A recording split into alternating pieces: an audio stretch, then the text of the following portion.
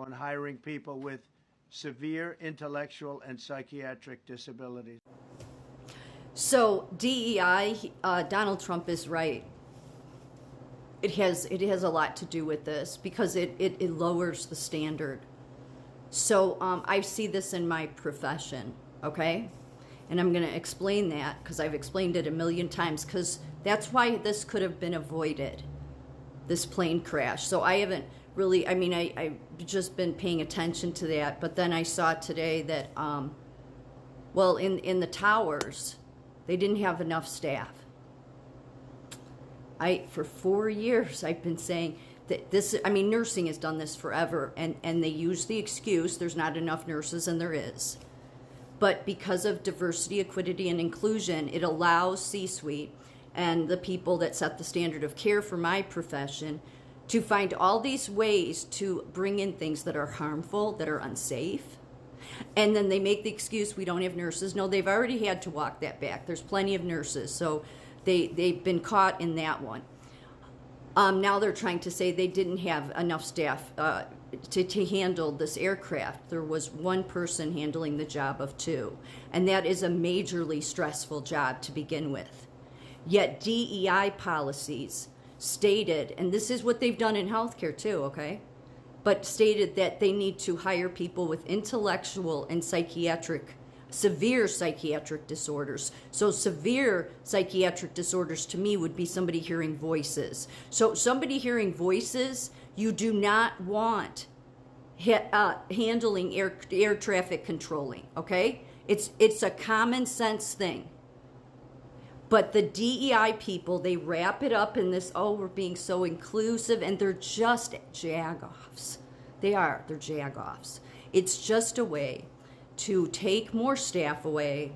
It's just a way to cut corners so that C-suite and the deadbeats at the top and the people heading up the nursing and medical professions can use this ridiculous, unsafe excuse.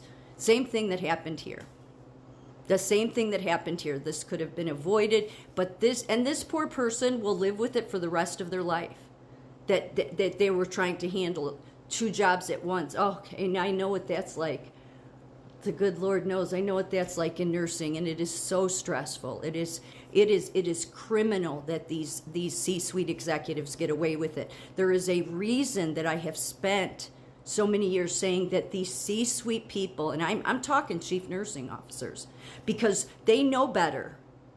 I get that, you can't do anything about what the top wants you to do, but when you literally know it's unsafe and you go along with it, and that's why many nurses leave, okay? That's why everywhere there's a high turnover rate, because it is where I was at, before I, was let go.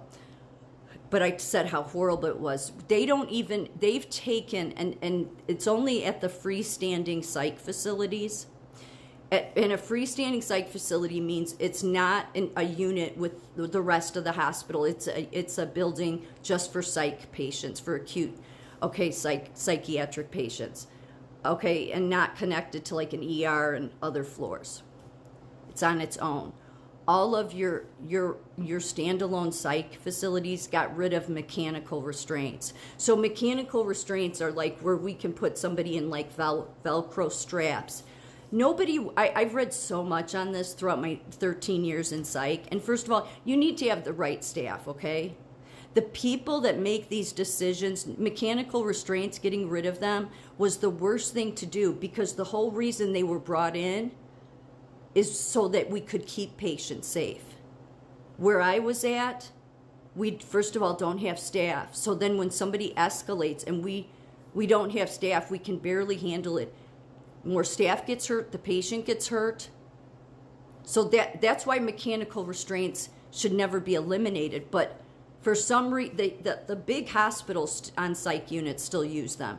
But somehow the standalone psych units are getting away with that. And it's because, trauma. Yes, it is traumatic. No nurse wants to deal with putting people in restraints. It's a whole lot of paperwork. It's a nightmare. And you need to have staff, because you need to have somebody that sits there with them. And you get them out of it as soon as you can. Nobody wants to do it.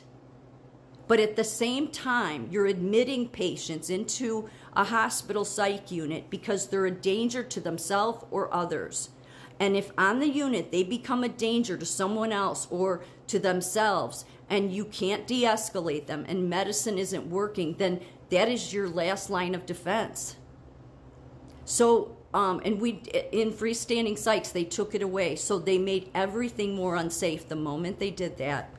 Then they've been so unsafe because they don't staff. They don't, because they're never held accountable. So when nobody is ever held accountable, and enough with this holding people at the bedside accountable. If the people in the bedside were in charge of Joint Commission or in charge of the people in Washington that make all these decisions for hospitals, I would guarantee you it would be safe again. But what they do is they're people that don't even have any experience in psych. Okay, and I'm sure it's the same way with these towers, with controlling airplanes.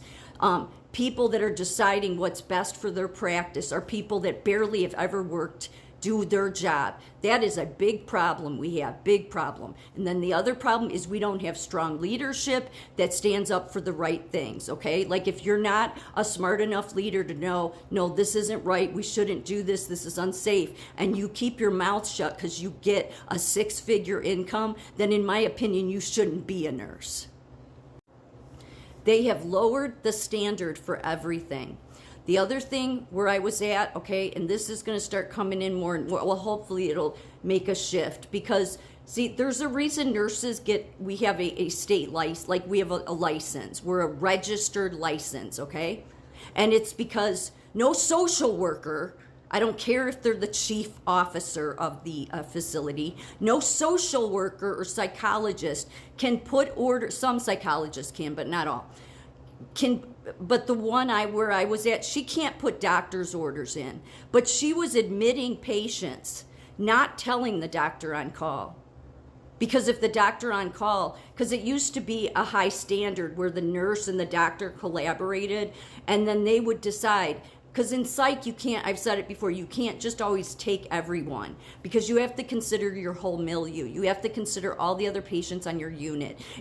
And this place where I was at, they don't care. All they care about is the money. I think they deliberately don't help people, and it's not the staff. It's not the staff.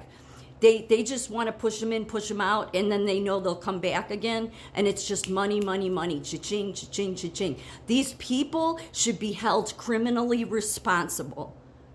Yeah. It's like beating a dead horse saying it, but that, because that's how unsafe things happen. Like these 67 people have died from something that was totally preventable, but because of stupid people that pushed DEI, okay? And because those stupid people have somehow, instead of saying, you know what, we don't have people to run the towers today, we don't have enough people that could be dangerous, they just don't care. Again, why? Because it's the same thing with whoever is C-suite for the top, the aviation system, because they're never held accountable. Where I worked, they just were civilly held responsible, not for the place I was at, but they're a chain across the country. And in Illinois, a patient got raped in their facility. Again, wouldn't happen if you staffed, but they're never held criminally responsible. So this has happened in their history over and over again. This time they got nailed for it and have to pay the family $500 million, okay? But still, they do the same thing. They always do. This place has been around for at least 2 decades, and they never staff. They do the same stuff. Again, why? Because nobody holds them criminally responsible. Nobody sends them to jail, because you should have to have accountability. I don't care if even if you're an executive, because you are putting all your patients in danger. And this should be a red flag to every institute, like to every industry, like in healthcare, or where you have people's lives in your hands, that you C-suite executives, you have a responsibility, and God willing, one day we will have things put in place so that you're all held accountable.